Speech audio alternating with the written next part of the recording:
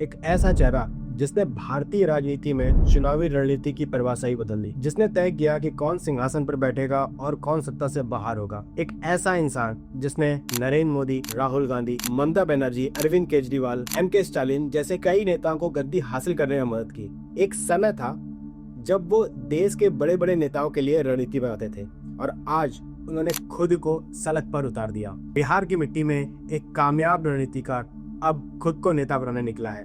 आइए जानते हैं भारत के सबसे बड़े पॉलिटिकल स्ट्रेटेजिस्ट पीके यानी प्रशांत किशोर को। तो प्रशांत किशोर का जन्म बिहार के रोहतास जिले में सासाराम के पास कोनार गांव में हुआ और उसके बाद उनका परिवार बक्सर में बस गया। इनके फादर एक फिजिशियन थे और माँ हाउसवाइफ। उन्होंने अपनी स्कूली शिक्षा बक्सर से पूरी की। इसके बाद उन्होंने इंजीनियरिंग की पढ़ाई के लिए हैदराबाद का रुख किया। राजनीति में आने से पहले प्रशांत किशोर ने लगभग 8 वर्षों तक संयुक्त राष्ट्र UN के एक हेल्थ प्रोग्राम में जन स्वास्थ्य विशेषज्ञ के रूप में काम किया, जिस दौरान उनकी पोस्टिंग अफ्रीका के कई देशों में हुई। इस UN की जॉब के दौरान वो economy prosperity and mail nutrition in India की आर्थिक तरक्की और भुखमरी के ऊपर एक पेपर लिखते हैं और यह पेपर इनके लिए गेम चेंजर साबित होता है। यह इकोनॉमिक प्रॉस्पेरिटी वाला पेपर गुजरात के चीफ मिनिस्टर नरेंद्र मोदी तक पहुंच जाता है, क्योंकि इस पेपर में मेल न्यूट्रिशन वर्सेस ग्रोथ का कंपैरिजन किया हुआ था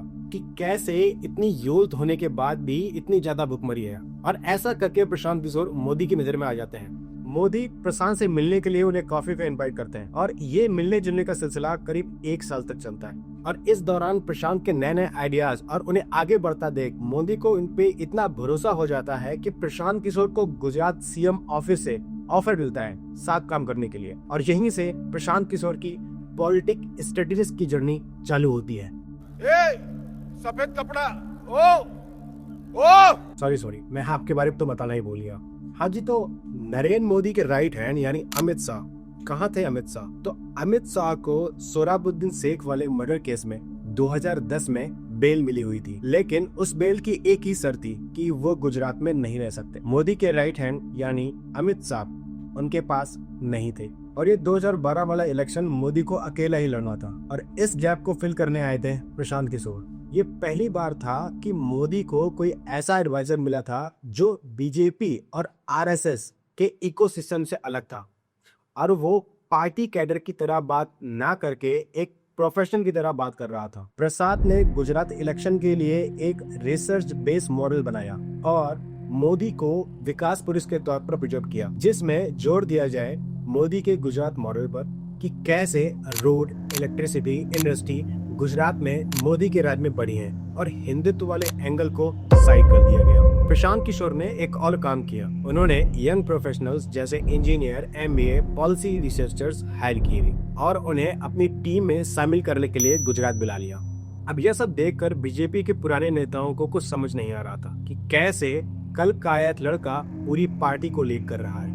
उन्होंने ओपनली इसका विरोध किया, लेकिन प्रशांत के ऊपर मोदी का हाथ था और मोदी को प्रशांत का स्टाइल पसंद आने लगा था। अब सितंबर 2012 को मोदी ने लॉन्च की विवेकानंद विकास यात्रा, जो कल्चर, नेशनलिज्म और डेवलपमेंट को प्रोजेक्ट करता था। प्रशांत और उनकी टीम ने ब्रांडिंग, विजुअल्स और स्लोगन्स सबको ऐसा डिजाइन किया था कि जनता को केवल एक ही मैसेज जाए, विकास। और इस यात्रा के बाद मोदी का नाम विकास से ऐसा जुड़ा कि उनकी रेपुटेशन विकास पुरुष की हो गई।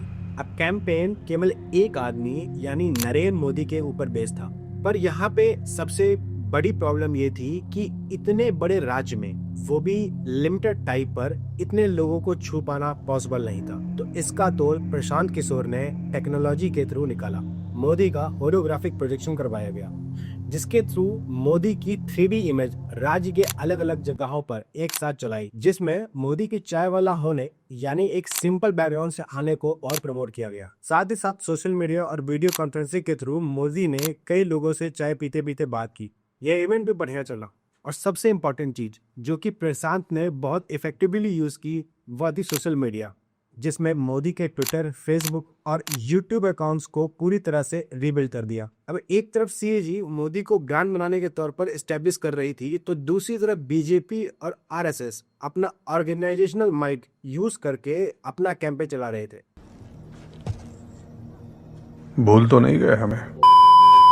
हाँ जी, तो एक बार फिर से सवाल उठता है, कहाँ थे अमित शाह? तो मोदी ने अमित शाह को देश के सबसे बड़े राज्य उत्तर प्रदेश में जहां 80 सीट थी उसे मैनेज करने की जिम्मेदारी दे दी थी, जिसकी वजह से कम ओपनली प्रशांत और अमित शाह के बीच कोई टकराव देखने को नहीं मिला। टीएजी के हिसाब से इस पूरे कैंपेन में 4 मेन पिलर्स थे: development, youth aspirations, anti corruption and strong leadership. फिर क्या था? मोदी ने बेतहाशा रैलियां की और 16 मई 2014 को उसका रिजल्ट आ गया। बीजेपी ने अकेले अपने दम पर 282 सीट लाकर इतिहास बना दिया। ऐसा 30 सालों में पहली बार हुआ था कि कोई एक पार्टी फुल मेजोरिटी में आ जाए। प्रशांत किशोर और उनकी सीएजी इस पूरे मूवमेंट में लीथल वेपन साबित हो। अब इतनी ऐतिहासिक जीत के बाद प्रशांत किशोर पीएमओ में एक फॉर्मल पोजीशन एक्सपेक्ट कर रहे थे, लेकिन बीजेपी के बड़े नेता ऐसा होना देना नहीं चाहते थे, खासकर तब जब अमित शाह को जुलाई 2014 में बीजेपी के नेशनल प्रेसिडेंट के तौर पर अपॉइंट किया गया। और धीरे धीरे ऐसे ही प्रशांत किशोर की मोदी से दूरी बढ़ती चली गई। इसी बीच एक बीजेपी इंसाइडर से पता चला कि प्रशांत किशोर कैंपेन के दौरान बीजेपी से बड़े बनने लगे थे और ये बीजेपी को कतई बर्दाश्त नहीं किया। प्रशांत किशोर का BJP IT cell, social media wing, इन सब से नाता बढ़ता चला गया और 2014 खत्म होते होते प्रशांत ने अपना रास्ता अलग करने का फैसला कर लिया। अब यहाँ एंट्री होती है नीतीश कुमार की। तो नीतीश कुमार ने मोदी के पीएम नॉमिनेशन बनते ही अपनी पार्टी को एनडीए से अलग कर लिया, बीजेपी के साथ 17 साल का पुराना रिश्ता तोड़ दिया। और यही देखते हुए जून 2015 में नीतीश कुमार ने आरजेडी और कांग्रेस के साथ मिलकर आने वाले विधानसभा चुनाव के लिए बनाया महागठबंधन और स्ट्रेटजिस्ट के तौर पर प्रशांत किशोर को चुना, क्योंकि वो ही बीजेपी के रग रग से वाकिफ थे और ब्रांड मोदी को काउंटर करने का फॉर्मूला वो ही बना सकते थे। और जहां तक प्रशांत का सवाल था, या उनके लिए भी बीजेपी से बदला लेने का एक अच्छा मौका था। अब प्रशांत का इस चुनाव में एक बहुत इम्पोर्टेंट रोल था नीतीश और लालू के बीच ब्रिज के तौर पर काम करना और दोनों के बीच कोऑर्डिनेशन बनाना। तो फाइनली प्रशांत ने जून 2015 में नीतीश की टीम ज्वाइन कर ली और प्रशांत के हाथ में यह मौका इलेक्शन के कुछ ही महीने पहले आया था और प्रशांत को सीएजी को एक बड़े ऑर्गेनाइजेशन में तब्दील करने का यह एक सही मौका लगा और उन्होंने बनाई IUPAC, Indian politics action committee, जिसका पर्पस था पॉलिटिक्स पार्टीज को और पॉलिटिशियन को इलेक्शन में जीतने में मदद करना। अब बिहार में प्रशांत के पास बीजेपी जितना अंधा बजट तो नहीं था, तो कम ही पैसों में सारा काम निकालना था। उन्होंने 5000 साइकिल निकलवा दिया और पूरे बिहार में छोड़ दी, जिसमें वॉलंटियर्स बिहार के कोने कोने में जाकर एक चिट्ठी बांट रहे थे। इससे कहा गया पर्चा पर चर्चा। अब इस चिट्ठी में नीतीश कुमार और उनकी सरकार के अचीवमेंट लिखे हुए थे, नीचे नीतीश कुमार के साइन भी थे। इन लेटर्स में नीचे एक फोन नंबर भी था जिसमें मिस कॉल देने पे कॉल बैक आता, जिसमें नीतीश कुमार की आवाज में एक मैसेज होता जिसमें वह वोटर्स को महागठबंधन को वोट करने की अपील करते। अब यही मोदी ने मुजफ्फरपुर की एक रैली में कहा कि नीतीश के डीएनए में कोई प्रॉब्लम है, शायद नीतीश का डीएनए गड़बड़ है। मेरे डीएनए को गड़बड़ कहा? मैं कौन हूँ? मैं आपका हूँ। प्रशांत किशोर ने इस बात को पकड़ लिया और मोदी के इस बयान को पूरे बिहार के लिए एक इंसल्ट बताया। कैसे मोदी ने बिहारी डीएनए को खराब बताया और एक डीएनए कैंपेन चला दिया जिसमें बिहार के लोगों के बाल और नाखून के सैंपल्स पीएम ऑफिस भेजे गए। इस इलेक्शन में एक स्लोगन भी बहुत ज्यादा चला, बिहार में बाहर है, नीतीश कुमार है। अब यही नीतीश की डेवलपमेंट वाली इमेज और लालू का जाति वाला बेस इतना खतरनाक कॉम्बिनेशन बना कि वहीं भाजपा जो कुछ महीने पहले लोकसभा इलेक्शन में क्लीन स्वीप करके आई थी, वह बिहार सरकार से बाहर हो गई और महागठबंधन की 243 सीट में से 178 सीट आ गई। वहाँ दूसरी तरफ बीजेपी को सिर्फ 53 सीटें मिली। प्रशांत किशोर का कद आसमान तक पहुँच गया क्योंकि यह हैट्रिक था। भारत के नेताओं को एक ऐसा इंसान मिल गया था जो उनके इलेक्शन जीतने का डिसाइडिंग फैक्टर बन सकता था। यह मॉडर्न इंडियन पॉलिटिक्स का एक बहुत बड़ा ब्रेक थ्रू था। नीतीश कुमार वो बीजेपी वाली गलती दोहराना नहीं चाहते थे। उन्होंने प्रशांत को कैबिनेट मिनिस्टर के एक रैंक वाली एडवाइजरी दे दी, लेकिन सरकार सिर्फ सीएम से नहीं चलती। वहाँ की ब्यूरोक्रेसी, नेता दोनों प्रशांत को एक आउटसाइडर के तौर पर देखते थे, पर दूसरी तरफ प्रशांत की रेपुटेशन दिन प्रतिदिन बढ़ती चली गई। अब बारी आती है कांग्रेस के veteran leader captain Amarinder Singh की। वो अपने सर्वाइवल की लड़ाई लड़ रहे थे। पिछले 2 इलेक्शन में बुरी तरह से हार चुके थे और इस बार उन्होंने प्रशांत को कांटेक्ट किया ताकि वह अकाली बीजेपी कॉम्बिनेशन का तोड़ निकाल सके। किशोर इस टास्क के लिए अपनी टीम के साथ पंजाब चले जाते हैं और अमरिंदर सिंह के लिए कैंपेन स्ट्रेटेजी बनाना स्टार्ट कर देते हैं। अमरिंदर सिंह की ब्रांडिंग हुई as a Punjab the captain और उसी फॉर्मूले को यूज करते हुए लॉन्च किया कॉफी विद कैप्टन और बनाई कैप्टन ग्रेवेज कमेटी, जिसके थ्रू लोकल कप्तान यानी हेड वॉलंटियर्स हर डिस्ट्रिक्ट में अपॉइंट किए। अब कैप्टन अमरिंदर सिंह को प्रशांत का तरीका पसंद नहीं आया, लेकिन फिर भी उन्होंने काम जारी रखा। कैप्टन जब पंजाबी एलआरआई को रिझाने के लिए कनाडा एक लंबी ट्रिप पे जा रहे थे तो प्रशांत ने मना कर दिया और कैप्टन को वापस जल्दी आना पड़ा, क्योंकि कैंपेनिंग का समय बहुत कीमती होता है। और इन सब के बावजूद पंजाब में कांग्रेस जीत जाती है और 117 में से 77 सीटें आ जाती है। इसके बाद कैप्टन अमरिंदर सिंह खुद प्रशांत और उनकी टीम की जम के तारीफ करते हैं और कैप्टन ने ही राहुल गांधी को कहा कि प्रशांत को यूपी चुनाव के लिए ले लो। अब यूपी में 2017 के विधानसभा चुनाव आ गए थे और प्रशांत को इस बार कांग्रेस की मदद करनी थी। उन्होंने कांग्रेस को ब्राह्मण दलित मुस्लिम का कोलिजन रिबिल्ड करने का रोडमैप दिया और नारा दिया 27 साल यूपी बिहार। राहुल गांधी की पद यात्रा, किसानों के साथ इंटरैक्शन, मंदिर जाना, ये सब करने को कहा ताकि उनकी इमेज चेंज हो सके। इसी बीच प्रशांत ने एक गलत बहस चुन दिया। कानपुर में सीक्रेटली कांग्रेस ब्राह्मण कॉन्क्लेव चलवाया अपर कास्ट वोटर्स को रिझाने के लिए, लेकिन ये बात लीक हो गई। अब इससे अपर कास्ट वोटर तो क्या ही जुड़े, लेकिन मुस्लिम और दलित नाराज जरूर हो गए और फिर वही ओल्ड वर्सेस न्यू वाला टसन भी था। प्रशांत के नए तरीके कांग्रेस के पुराने नेताओं को पसंद नहीं आ रहे थे। अब प्रशांत ने कांग्रेस को एक सीएम फेस अनाउंस करने का सजेशन दिया और हाई कमांड ने दिल्ली की फॉर्मर सीएम शीला दीक्षित का नाम आगे कर दिया, लेकिन प्रशांत ने इसका अपोज किया क्योंकि शीला दीक्षित ने एंटी यूपी बिहार कमेंट्स पहले पास किए हुए थे। लेकिन हाई कमांड ने प्रशांत की बात को नजरअंदाज करते हुए नाम अनाउंस कर दिए। स्टेट पार्टी प्रेसिडेंट को भी लेकर प्रशांत की अलग ओपिनियन था, मगर हाई कमांड ने राज बब्बर को स्टेट हेड बना दिया। पार्टी ने राज बब्बर को ये जिम्मेदारी देने का फैसला किया।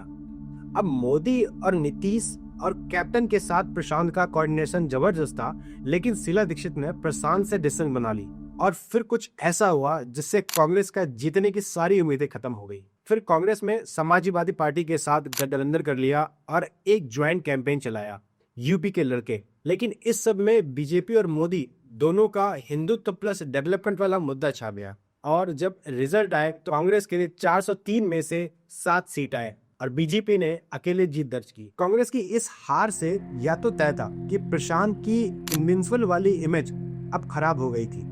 अब 2017 के हार के बाद प्रशांत किशोर लाइमलाइट से दूर होते गए, लेकिन सडनली सितंबर 2018 में उन्होंने एक अनाउंसमेंट कर दी।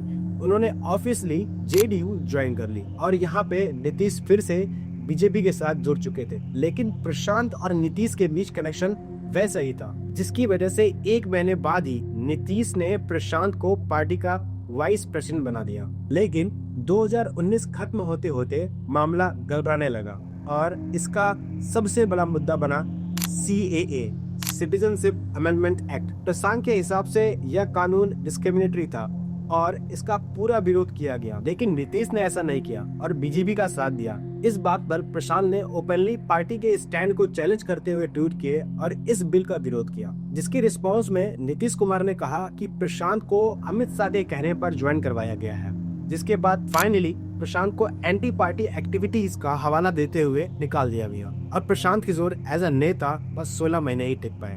दूसरी तरफ आईपैक अपना काम कर रही थी।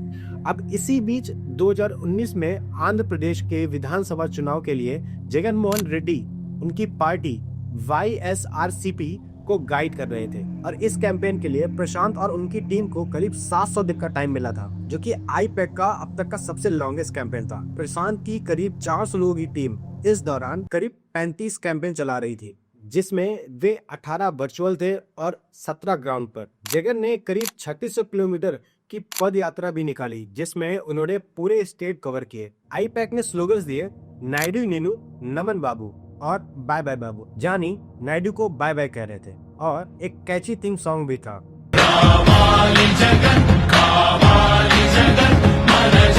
जिसका मतलब था Jagan should come, we want Jagan.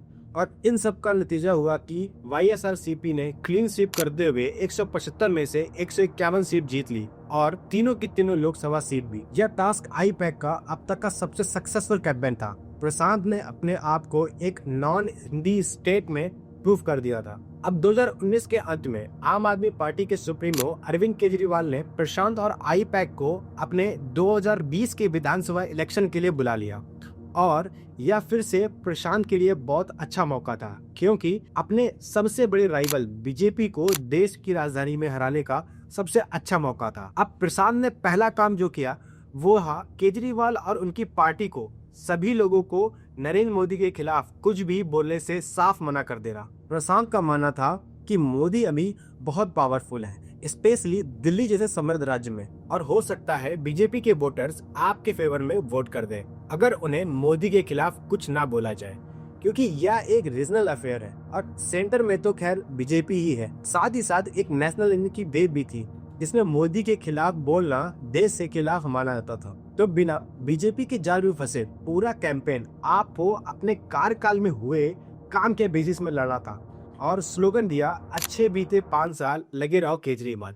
आपके नेता हर डिबेट में स्कूल, मोहल्ला क्लिनिक, बिजली, पानी जैसे मुद्दों पर बात करते हैं और नेशनल इश्यूज को साइड कर देते। लेकिन प्रशांत की स्ट्रेटेजी बड़ी सिंपल थी कि किसी भी तरह बहस में नहीं पड़ना है। केजरीवाल टीवी चैनल्स पर जमकर हनुमान चालीसा गा रहे थे। इसी बीच एक एमपी ने केजरीवाल को आतंकवादी बोल दिया और उसका भी केजरीवाल को बहुत फायदा मिला। और जब केंद्र सरकार ने राम मंदिर का ट्रस्ट अनाउंस किया तो उसके अगले दिन प्रशांत ने एक के बाद एक हर चैनल में केजरीवाल के इंटरव्यू लॉक करा दिए ताकि केजरीवाल का डेवलपमेंट वाला मुद्दा ही मेन बना रहे, और इन सब का शानदार फल मिला। आपने 70 में से 62 सीट जीतकर अपनी लार्ज विक्ट्री रिपीट कर दी। अब प्रशांत किशोर को अपने स्ट्रेटेजिक सर्विसेज के लिए 2021 में ममता बनर्जी यानी दीदी ने बुलाया। सीपीएम का वर्चस्व खत्म होने के बाद दीदी की टीएमसी वेस्ट बंगाल पर एक तरफा राज कर रही, लेकिन मोदी एरा में बीजेपी एक ताकतवर पार्टी बनती जा रही थी और यह इलेक्शन दीदी के लिए जीतना बहुत जरूरी था, क्योंकि दीदी 2 बार से पावर में रह चुकी थी। प्रशांत और उनकी टीम दीदी के साथ 2 साल काम करती है, जिसमें मोदी और शाह को काउंटर करने के लिए नारा दिया गया, बंगाल निजर चाय, मतलब बंगाल को अपने लोग चाहिए, बाहरी नहीं। इन सब के बीच प्रशांत की एक ऑडियो क्लिप वायरल हो गई जिसमें वो कहते हैं, मोदी है तो पावरफुल यहाँ। मोदी है पॉपुलर यहाँ, काफी पॉपुलर। अगर आप लीडर का हम लोग सर्वे कर रहे हैं तो मोदी और ममता इक्वली पॉपुलर। अब इस बात को लेकर बीजेपी खूब उछलती है, लेकिन प्रशांत का कहना था अगर हिम्मत है तो पूरी क्लिप सुना के दिखाओ, क्योंकि उस क्लिप के आखिर में प्रशांत का कहना था जीतेंगी तो दीदी ही। और साथ ही साथ प्रशांत का कहना यह भी था कि अगर बीजेपी ट्रिपल डिजिट में आ जाती है तो वो अपना सारा काम नाम छोड़ देंगे। फाइनली रिजल्ट आ गए, पीके की बात सच निकलती है। टीएमसी बड़ी जीत दर्ज करते हुए 213 सीट लाती है और बीजेपी 70 सीट पर सिमट जाती है। अब जहां एक तरफ प्रशांत दीदी के टीएमसी को मैनेज कर रहे थे, वहां दूसरी तरफ देश के साउदर्न स्टेट में तमिलनाडु में से डीएमके को अपनी स्ट्रेटेजिक सर्विस दे रहे थे। आईपैक 2020 से ही डीएमके के साथ काम कर रही थी। डीएमके के लीडर्स इस बात से नाराज जरूर थे कि कैसे एक नॉर्थ इंडियन उन्हें गाइड कर रहा है, लेकिन प्रशांत ने इसे ओवरकम किया और बैक सीट लेकर अपने ऑर्गेनाइजेशन आईपैक को आगे कर दिया। और यहाँ भी पीके का ट्रैक रिकॉर्ड खराब नहीं हुआ। सत्ता में बैठी एआईएडीएमके हार गई और स्टालिन पहली बार राज्य के मुख्यमंत्री बने। अब आगे ही कांग्रेस पार्टी प्रशांत को फिर से कॉन्टेक्ट करती है कांग्रेस के रिवाइवल के लिए। अब प्रशांत किशोर की शर्तें सुनकर कांग्रेस ने अपने कदम पीछे कर लिए थे, क्योंकि प्रशांत की शर्तें थीं कि वो सिर्फ सोनिया गांधी को ही रिपोर्ट करेंगे और उन्हें पार्टी में फ्री हैंड दिया जाएगा। अब कांग्रेस ने शर्त ना मानकर उन्हें पार्टी ज्वाइन करने का ऑफर दे दिया। प्रशांत ने ऑफर मना कर दिया और इस बारे में ट्वीट करते हुए कहा, तो जिस दिन वेस्ट बंगाल इलेक्शन के रिजल्ट आए उसी दिन प्रशांत ने ऐलान कर दिया कि वो अब यह पॉलिटिकल स्ट्रेटेजी वाला काम हमेशा के लिए छोड़ रहे हैं। और वो काम इन्होंने 10 साल पहले मोदी के साथ गुजरात में शुरू किया था। वह पूरे देश का चक्कर लगाते हुए उसी बीजेपी को हराकर वेस्ट बंगाल में खत्म हो गया। फिर प्रशांत ने मई 2022 में पटना में जन स्वराज अभियान का ऐलान कर दिया। वो बिहार में 3500 किलोमीटर से ज्यादा पद यात्रा करेंगे और लोगों को अपने इस अभियान से जोड़ेंगे। और यह मोमेंट प्रशांत की ऑफिशियल पॉलिटिकल एंट्री के तौर पर देखा जा सकता है। उन्होंने इस अभियान का आइडियल महात्मा गांधी को माना और 2 अक्टूबर 2022 को यह यात्रा शुरू कर दी। अब उन्होंने इस अभियान के 3 मेन पॉइंट बताए।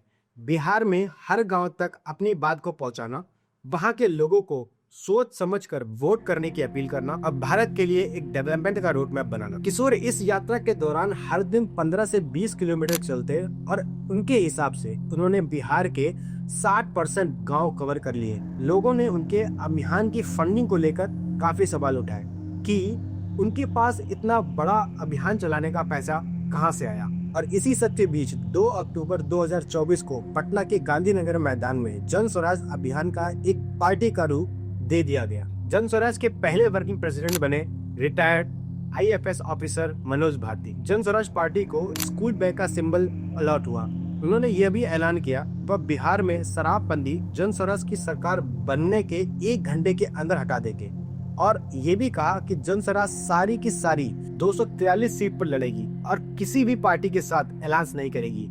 और इसी बीच बिहार के 4 सीट पर बाय इलेक्शन होने थे, तो जन स्वराज के लिए यहाँ एक अच्छा मौका था जनता को समझने का। प्रशांत ने अपनी सिर्फ 1 महीने पुरानी पार्टी को इन 4 सीट पर उतार दिया, लेकिन चारों के चारों कैंडिडेट बुरी तरह हार गए। यहाँ तक कि 3 की जमानत भी जब्त हो गई। अब यह माना जा सकता है कि प्रशांत के लिए ये एक टेस्ट था। 2025 के विधानसभा चुनाव और इन इलेक्शन से उन्हें यह समझ तो आ गया कि इलेक्शन लड़ना और लड़वाना दोनों अलग चीज है। उनके हिसाब से इस पार्टी से लाखों लोग जुड़ चुके हैं और वो एक्टिवली कैंपेन कर रहे हैं। लेकिन अब प्रशांत और उनकी पार्टी का आगे क्या होगा ये तो समय ही बताएगा। तो ये थी प्रशांत किशोर की पूरी कहानी।